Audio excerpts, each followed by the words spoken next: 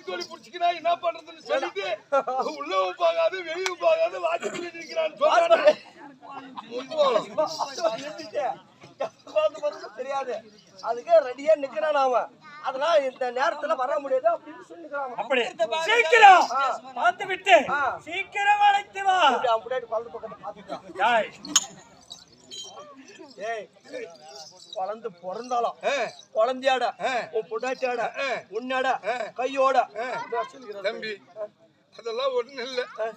புலத்தாச்சிங்க வந்துட்டு முழுகாமக்கும் போது புருஷமாரு கூட இருக்கணும். அவங்க ஆசைப்பட்டதை வாங்கி கொடுக்கணும். ஆமா அப்படின்னு சொல்லுவாங்க. என் வீட்டுக்காரியும் ஆசைப்பட்டு என்ன ஒண்ணு கேட்டா. என்னப்பா கேட்டா? குஜக்கா ஏண்டா வாங்கி கொடுக்கணுமா? குஜ்ரா தானே வாங்கி கொடுத்தா. ஏய் குஜ்ராவா இல்ல குஸ்காடா. குஸ்கா அத வாங்கி கொடுத்தேன்.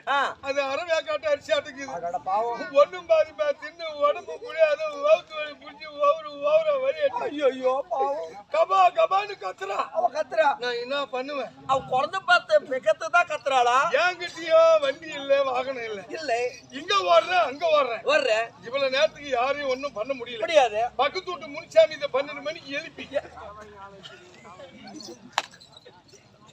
யாடா அவன் தூக்கிட்டு போய் புடிச்சு இழப்பான எழுமாடா.